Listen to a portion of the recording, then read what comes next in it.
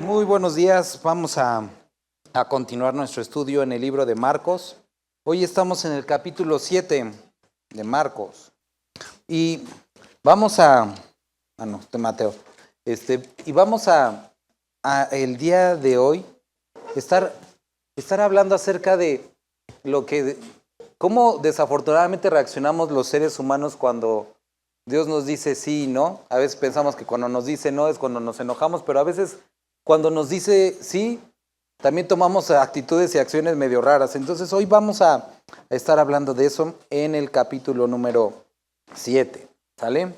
Y pues aparte de eso vamos a estar viendo algunos detalles que tenían que ver con la ley y una interpretación medio extraña y extrema acerca de la ley.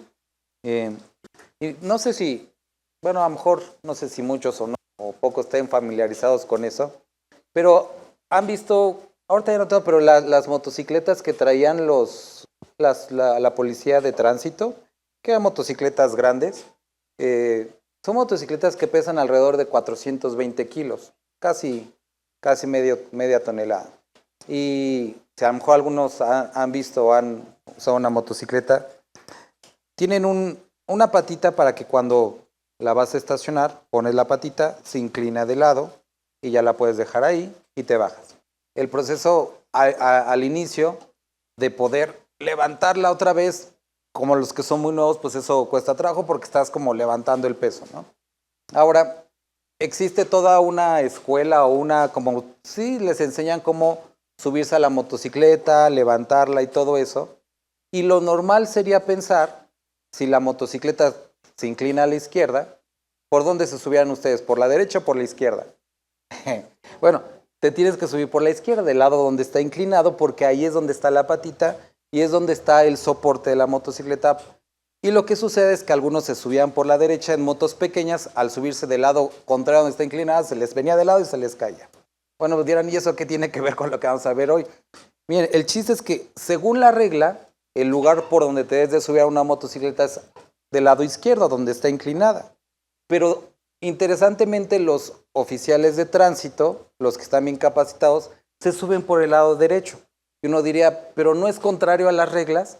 Bueno, el asunto es que sí, lo más seguro es subirse por la izquierda, pero como los oficiales que están en moto se estacionan al lado de la calle, si se suben del lado izquierdo pueden atropellarlos, entonces los instruyen a subirse del lado derecho para proteger su vida. Y entonces algunos criticaban y decían a los oficiales que no saben ni siquiera usar la moto.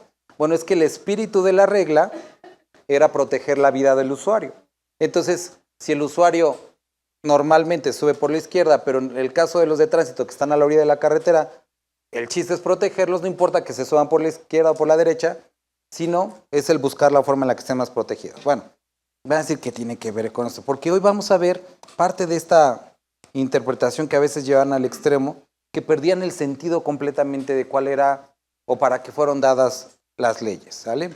Vamos a orar. Padre, encomendamos este tiempo a ti, Señor, y te rogamos que puedas hablar en nuestros corazones a través de este estudio, ¿sí? Te ruego que todo cansancio, Señor, toda distracción pueda ser quitada, Señor, y que hoy podamos prestar atención a lo que tienes para nosotros. En el nombre de Dios Jesús, amén.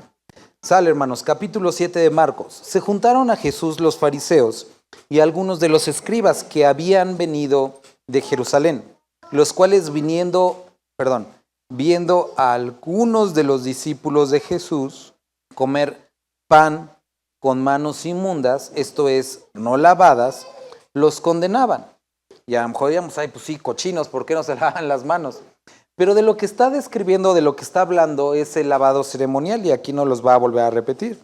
Porque los fariseos y todos los judíos, aferrándose a la tradición de los ancianos, si muchas veces no se lavaban las manos, no comen. Y volviendo de la plaza, si no se lavan, no comen. Y otras muchas cosas hay que tomaron para guardar, como los lavamientos de los vasos de beber, y de los jarros, y de los utensilios de metal, y de los lechos. Le preguntaron pues los fariseos y los escribas, ¿por qué tus discípulos no andan conforme a la tradición de los ancianos, sino que comen pan con manos inmundas. Ahora, aquí nosotros venimos de una serie de milagros que acabamos de leer y todos estos fariseos estaban tras Jesús, lo estaban siguiendo y ellos habían visto, habían disfrutado de la comida, de los milagros, de las sanidades, de las liberaciones y todo esto que había estado sucediendo, pero no les era suficiente. O sea, Dios les había demostrado mucho, Jesús les había dado mucho, habían como disfrutado de todo eso, pero no les era suficiente porque había algo en su corazón. Y eso en su corazón los había dado al punto de, bueno, sí, le dio de comer a 5,000 personas, pero ¿y qué? No se lavan las manos y eso ya descartado completamente, ¿no? Ahora, ¿cuál era este lavamiento que estaban diciendo? La ley de Moisés hablaba acerca de varios aspectos de higiene, pero ellos habían llevado mucho más allá las cosas.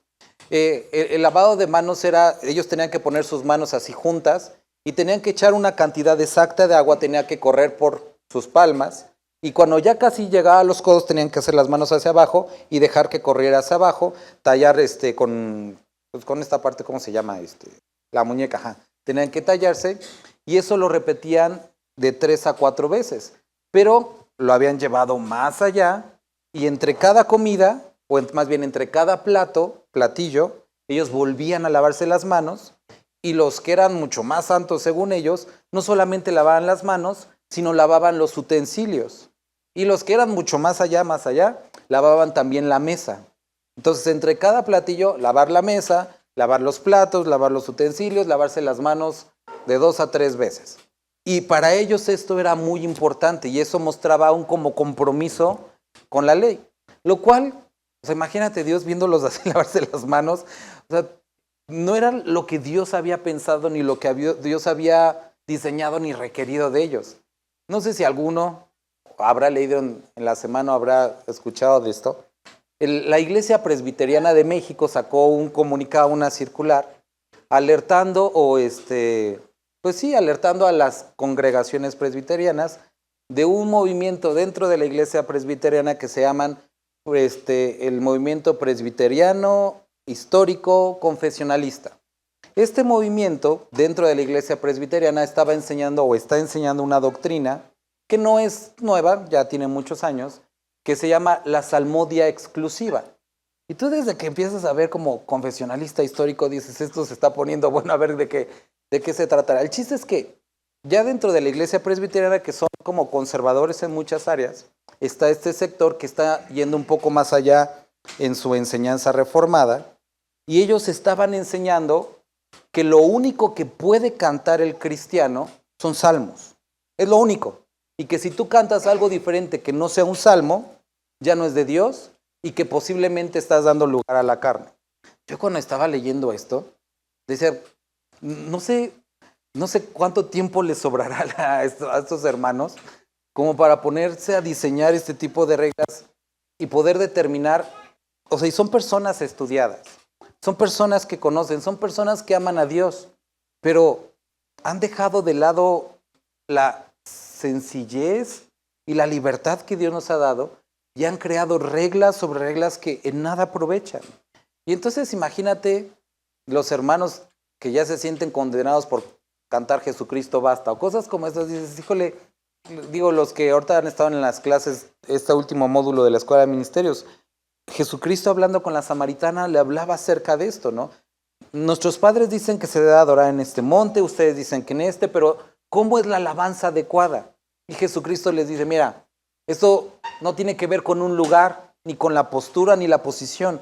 Tiene que ver con ser adoradores en espíritu y en verdad. ¿Y a qué se refiere con espíritu y en verdad? Relacionado con la palabra, pero basado en una relación con Dios.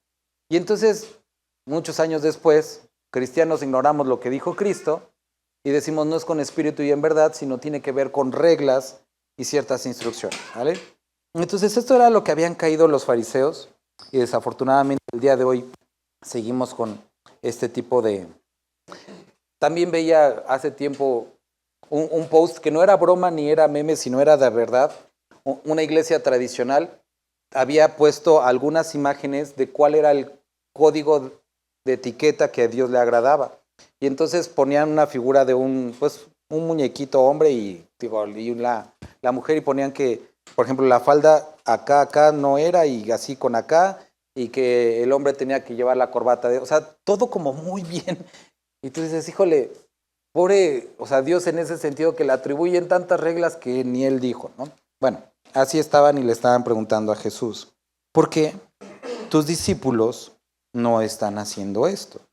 Y Jesucristo les dice, respondiendo él, les dijo, hipócritas, bien profetizó de vosotros Isaías, como está escrito, este pueblo de labios me honra, mas su corazón está alejado de mí, pues en vano me honran, enseñando como doctrinas mandamientos de hombres, porque dejando el mandamiento de Dios, os aferráis a la tradición de los hombres, los lavamientos de los jarros y de los vasos de beber, y hacéis otras muchas cosas semejantes. Y estaba viendo a un youtuber que hizo o está haciendo un viaje desde Argentina hasta Alaska, pero en una moto que es de 90 centímetros cúbicos, que es una moto demasiado chiquita. La velocidad máxima que alcanza creo que son 60 kilómetros por hora. Y cuando llegó a algunas carreteras de Estados Unidos, donde la velocidad mínima son 100 kilómetros por hora, él tenía miedo que lo fueran a parar, y pues así sucedió. Lo paró una patrulla en Estados Unidos, porque él iba sobre el acotamiento porque no alcanzaba la velocidad requerida. Y el policía le pide sus documentos, ve que desde Argentina, y le dice, mira, no puedes ir al acotamiento porque no es seguro, pero al mismo tiempo no te voy a hacer que vayas sobre la carretera porque tu moto no da la velocidad y tampoco es seguro. Y dice, y aunque la ley prohíbe que tú vayas por el acotamiento, el espíritu de la ley, así lo dice el policía y me llama mucho la atención, el espíritu de la ley es la protección de la vida. Y por lo tanto no tendría por qué multarte si lo que estás haciendo es proteger tu vida. Y lo dejó ir. Y Jesucristo aquí está escribiendo algo similar. Jesucristo les está diciendo, ustedes han creado reglas que van en contra de lo que yo quise y diseñé para su vida. Y entonces ustedes ponen sobre mi palabra mandamientos de hombres. Porque en versículo 10 Moisés dijo, honra a tu padre y a tu madre, y el que maldiga a padre o a la madre muere irremisiblemente. Pero ustedes dicen, basta que diga un hombre al padre o a la madre, es corbán, que quiere decir mi ofrenda a Dios, todo aquello con que pudiera ayudarte, y no le dejáis hacer más por su padre o por su madre, invalidando la palabra de Dios con vuestra tradición que habéis transmitido, y muchas cosas hacéis semejantes a estas. Y llamando así a toda la multitud les dijo, oídme todos y entended, nada hay fuera del hombre que entre en él que le pueda contaminar, pero lo que sale de él, eso es lo que contamina al hombre. Si alguno tiene oídos para oír, oiga. Cuando se alejó de la multitud y entró a casa, le preguntaron sus discípulos sobre la parábola. Jesús les dijo, ¿ustedes tampoco entendieron o están sin entendimiento? ¿No entienden que todo lo de fuera que entra en el hombre no le puede contaminar?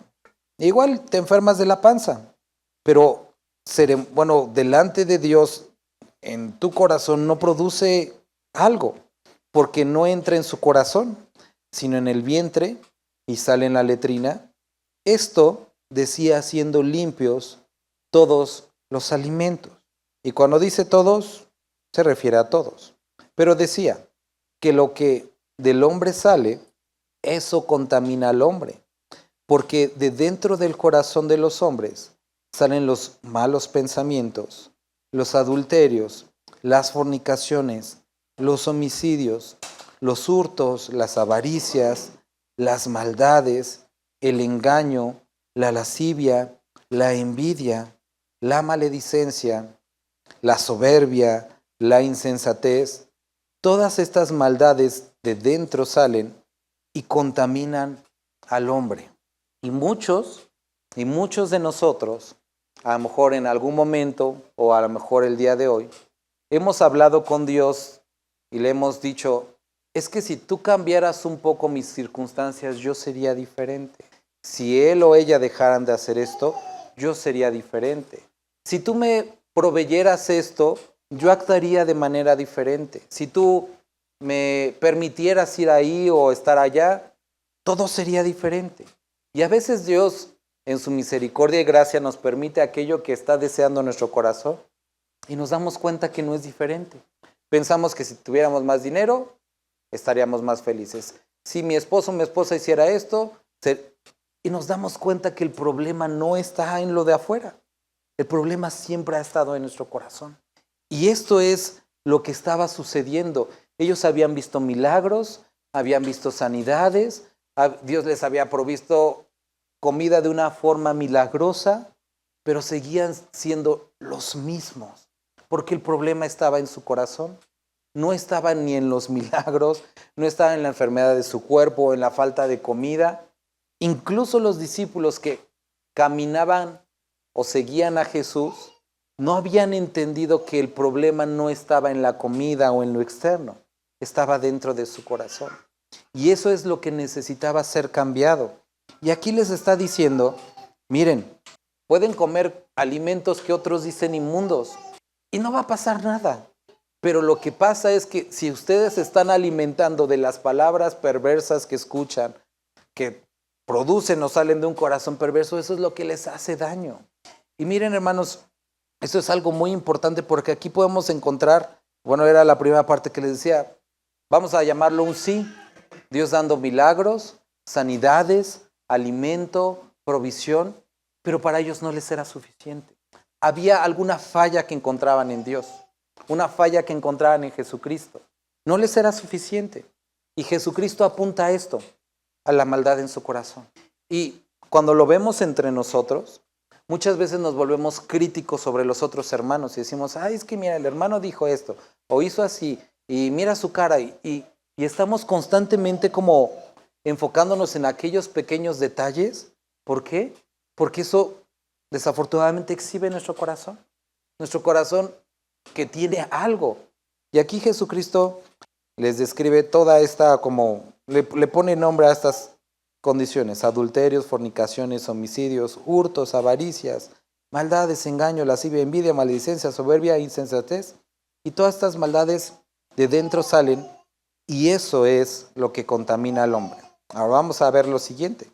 Levantándose de allí, se fue a la región de Tiro y de Sidón, donde era una región de gentiles, es decir, personas que no conocían o no seguían pues nada de lo judío, ¿no?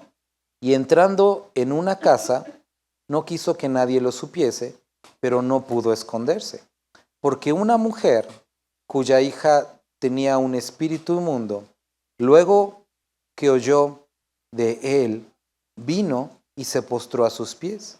La mujer era griega y sirofenicia de nación, y le rogaba que echase fuera de su hija el demonio.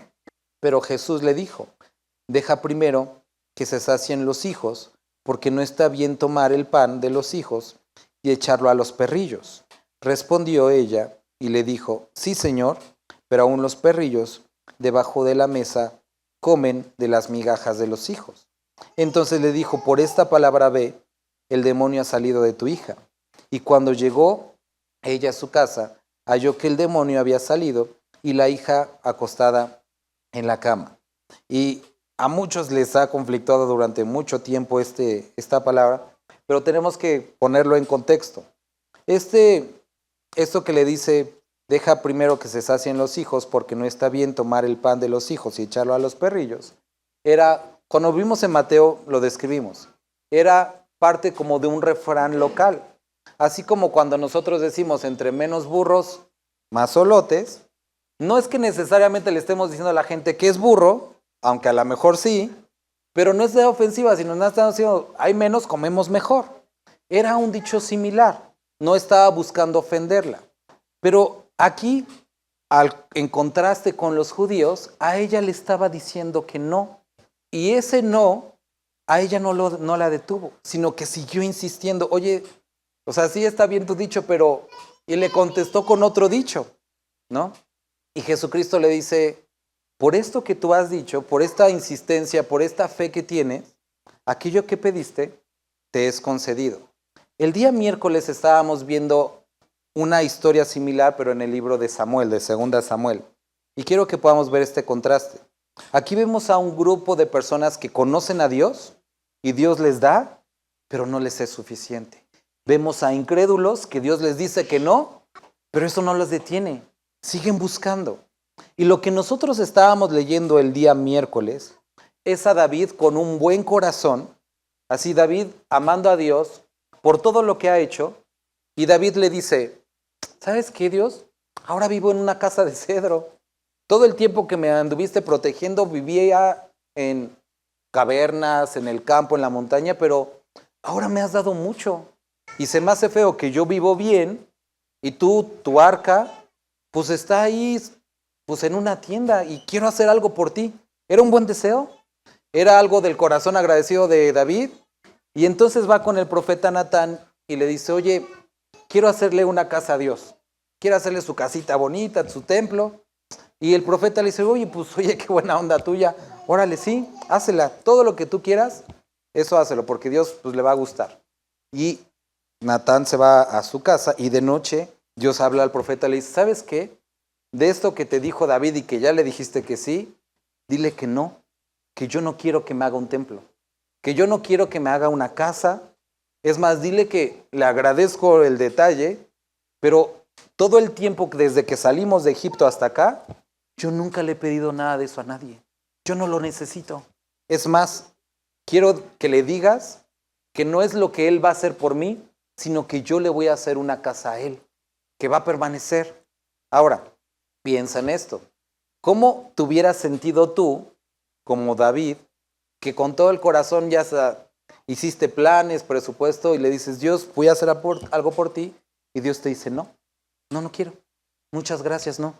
A lo mejor algunos de aquí dirán, no, por eso yo no creo en los cristianos, ya me quedó mal Dios, ya no quiero nada. Ahora, quiero también que notes que Dios no le dio una razón a David, simplemente le dijo que no. No le dijo, bueno, no David, porque le dijo que no. Y le dijo, uno de tus hijos, no te voy a decir cuál, él va a ser el que me va a construir un templo, pero tú no. Cuando llegamos a 2 de Crónicas, Dios le da a David la razón. Le dice, mira David, la razón es que tú eres un hombre de guerra y tus manos están manchadas de sangre. Le decía a los hermanos el miércoles, ¿quién hizo a David un hombre de guerra? Dios lo hizo. ¿Quién le pidió que fuera a esas batallas? Y ahora resulta que por hacer la voluntad de Dios, no puede hacer el templo que él quiere. Y David pudo haber dicho, oye Dios, estaba mejor sin que me dijera la razón. Ahora resulta que por obedecerte no puedo hacerte la casa que yo quiero hacerte. Obviamente, si no tuviéramos el capítulo completo, podríamos decir, oye, se quedó medio raro, pero Dios le dice, mira, gracias, pero yo te voy a recompensar de una manera diferente. Ese deseo hermoso que está en tu corazón, yo voy a recompensarlo haciendo que tu familia esté en el trono. Y no solamente eso, sino que de tu genealogía venga el Salvador. Y le da algo mucho más grande de lo que él pudo imaginar o pensar, y le da esta oportunidad. Ahora, considera lo siguiente, hermano. Primero vemos a personas que se les ha dicho siempre sí, o que les dijo sí, pero no les fue suficiente. Y vemos por otra parte a alguien que le dijo que no, pero no se frustró, no se detuvo, sino que insistió. No de una manera como berrinche, sino como dijo, oye, pero ¿cómo ves esto? Ahora, en el caso de David vemos algo similar, porque en las guerras que siguen en 2 de Samuel, él empieza a juntar oro, empieza a juntar recursos y dice, yo sé que yo no voy a construir la casa, pero voy a hacer todo lo que está en mi parte, de mi mano, para juntar los recursos para quien, Dios, tú sea que quien tú pongas, ya tenga todo listo. Porque si no puedo participar de forma directa, por lo menos de forma indirecta, quiero hacerlo. Y entonces contrató, planeó, diseñó y juntó recursos. Y de alguna forma dijo, yo quiero ser parte de eso. Aunque Dios le había dicho que no. No estoy diciendo que desobedeció. Lo que estoy diciendo es que ese no cambió el deseo de servir a Dios. Y el siguiente capítulo vemos que él Un día por la mañana se despierta y dice, quiero hacer misericordia con las personas. El corazón de David, que había aprendido de Dios, que Dios tuvo con él, y quiero que podamos leer esa parte para poder regresar acá. Vamos a 2 de Samuel, en el capítulo, parece que también es 7. 2 de Samuel 7. ¿Alguien puede leer el versículo 8? Yo, hasta ahí muchas gracias, hermana. Yo te tomé del redil, de detrás de las ovejas, para que fueses príncipe sobre mi pueblo Israel. El más pequeño de la familia, el de menos importancia, era el que cuidaba las ovejas. Y el hombre más importante y de más preeminencia era el que dirigía a la nación. Y Dios lo llevó de estar en la posición más alejada a la de mayor importancia. Y le dice, yo hice eso por ti. Eso hice por ti. Ahora, estamos en Marcos. A la nación de Israel la apartó y la eligió y la separó de entre todos los pueblos. Les dio la ley, les dio la promesa, les dio el pacto, les dio al Salvador, lo puso entre ellos, pero no les fue suficiente. Encontraron falta en él. De la misma manera, el día de hoy, nuestro Dios nos dio a su Hijo. No solamente nos dio a su Hijo, perdonó nuestros pecados, Colosenses. No solamente perdonó nuestros pecados, nos dio vida juntamente con Él. No solamente nos dio vida juntamente con Él, sino que anuló todo el acta de decretos que estaba en nuestra contra. Y no solamente eso, sino que despojó, es decir, nos liberó de la influencia o del control del dominio que tenían las potestades demoníacas sobre nosotros. Nos hizo reyes y sacerdotes para Él, Apocalipsis. Nos dio la oportunidad de pasar la eternidad con Él. Pero no solamente la vida eterna la preparó para el futuro, sino el día de hoy nos permite tener a su Espíritu Santo, que antes solamente reyes y profetas, la presencia de Dios en ti y contigo, y te ha rodeado de bendiciones, familia y vida el día de hoy. Y desafortunadamente para algunos no nos es suficiente. Y seguimos encontrando fallas en Él. Y seguimos encontrando cosas que decimos, Dios, pero ¿y si esto? Es que no me gustó esto, cómo lo hiciste o cómo. Y seguimos encontrando fallas en Él. Y es, en serio, que tenemos que pensar, si Él nos ha rodeado de muchas bendiciones y nos ha dicho sí en varias cosas, que sigamos encontrando fallas por cosas que los hombres vemos. Los seres humanos requerimos. Hermanos, como iglesia, en general cristiana, posiblemente nos hemos vuelto egoístas. Bueno, no posiblemente nos hemos vuelto egoístas, berrinchudos. Y nos ha dado cosas. Nos ha rodeado con toda clase de bendiciones espirituales. Y a veces no nos es suficiente. Por otra parte, a veces experimentamos el no de Dios. Y es también lamentable que cuando Dios nos dice que sí, decimos, bueno, me lo merezco. Pero nos dice que no. Y sale lo peor de nosotros. Es que yo no puedo entender como un Dios de amor. Y le empezamos a decir tantas frases trilladas de personas sin entendimiento. Pero aquí podemos ver el ejemplo que leíamos en Samuel y que leemos aquí, de dos personas que les dijo que no, y sus solicitudes y sus deseos eran legítimos. Era sanidad, era quiero darte algo, pero Dios les dijo no. Pero eso no los detuvo, sino que ese no los llevó a buscar otras formas de mostrar su amor, otras formas de acercarse a Dios, otras formas de servirle.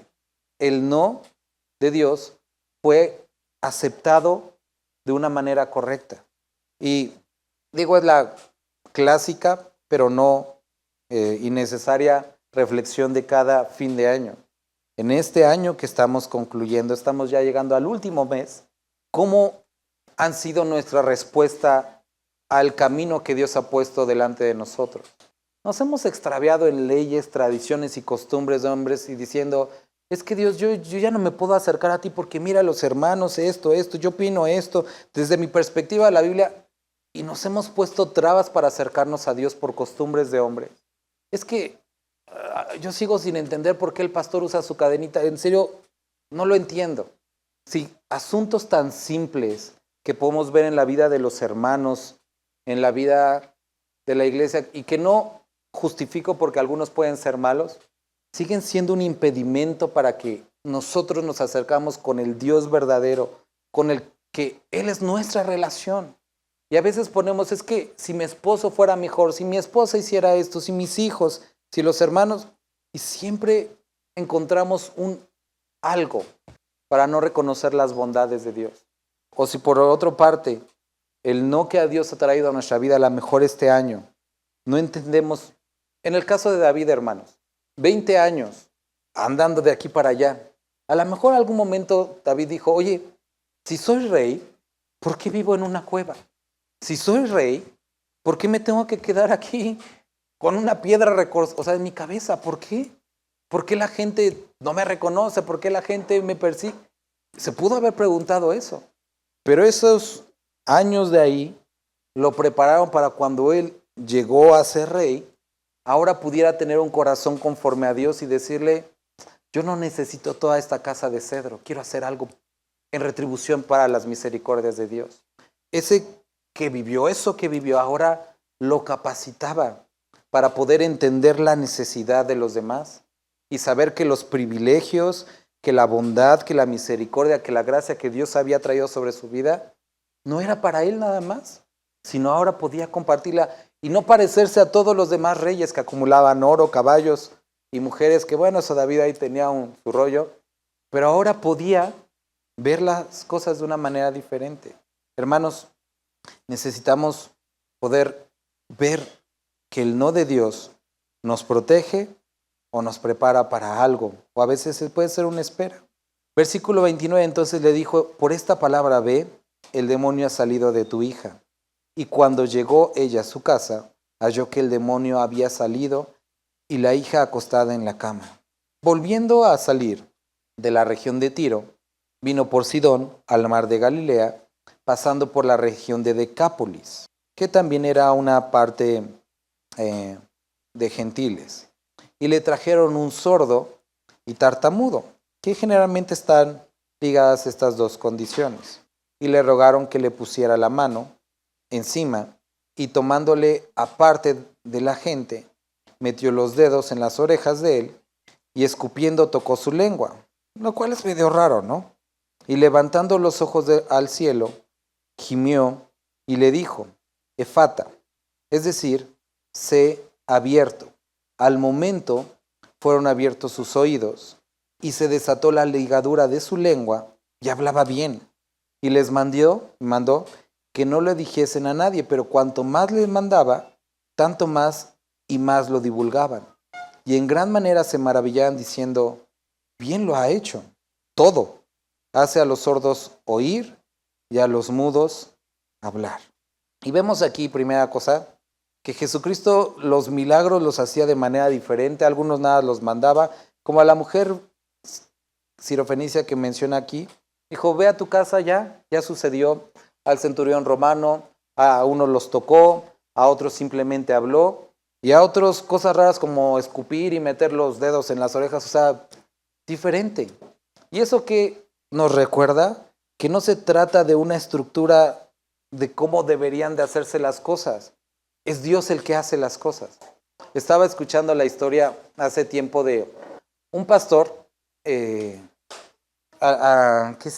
creo que eran los años 70, 80. Bueno, este pastor estuvo en ese momento donde inició mucho del movimiento carismático del día de hoy, pero este pastor realmente Dios lo utilizaba y cuando oraba por las personas recibían la presencia del Espíritu, o algunos eran sanados, pero él tenía una particularidad, que cuando él oraba, imponía las manos, o sea, estaba orando, imponía las manos, le decían, el nombre de Jesús recibe, y él hacía así su pie, ¿no? Pero era una onda de él, o sea, no tenía nada que ver con, pues era algo de él, ¿no? Entonces, muchos al ver esto, cuando se va el pastor de la iglesia, oraban por las personas y veían que no sucedía. Y unos decían, bueno, creo que es lo del pie. Y empezaron a orar haciéndole así, pensando que de alguna forma está como, pues, de mano eso, tenía que ver con la onda de la llenura del Espíritu Santo, ¿no? Y lo empezaron a hacer así. Y no sé, a lo mejor alguna vez también les platiqué la onda del gorrito de Lutero, ¿no? Que el día de hoy tiene hasta su nombre el sombrerito luterano, y cuando se celebra la Reforma se ponen todos sus sombreritos. Y pensaban que de alguna forma este sombrero tenía algo especial, pero una vez le preguntaron a Lutero que por qué usaba este sombrero, y es porque en la primera iglesia donde él predicaba había palomas arriba y se hacían popó. Entonces, para no ensuciarse, el sombrero era ancho y era para que pues, él no se ensuciara, ¿no? Y no tenía ni nada de espiritual ni nada místico, simplemente era pues por los pájaros. Pero ¿cómo somos a veces los seres humanos que atribuimos a ese tipo de cosas algo místico cuando no es nada de eso, es Dios? Y aquí, de la misma manera, tenemos que saber y entender que no es ni la persona, no es quien hace la oración, es Dios actuando sobre nuestras vidas, no es el lugar. Pero a veces nos impacta tanto la forma en la que Dios hace las cosas que nos gustaría, de una manera como buena, que los demás experimentaran, ¿no? Decimos, es que ve a orar, que oren por ti. La verdad vas a sentir algo muy bonito, pero puede ser que no, porque el asunto no son las personas ni el lugar, es Dios actuando sobre nosotros. Ahora, con esto quiero terminar. Este último milagro que digo está aquí puesto de una manera muy interesante, porque sorprendió a estas personas la sanidad de un hombre que era sordo y por lo tanto tartamudo. Y creo que ese desafortunadamente es muchas veces la condición que tenemos como congregación. No hablamos bien porque no escuchamos, no prestamos oído a lo que está diciendo Dios. Y por lo tanto, por no prestar oído a su palabra, decimos pura tontería. Pero cuando nuestros oídos sean abiertos y sean dirigidos a su palabra, entonces nuestras palabras serán las adecuadas. Y las personas dirán, ese Jesús que comparte, ese sí hace las cosas bien. Porque todo lo que hace, lo hace bien, y dice, hace a los sordos oír y a los que no hablaban, hablar.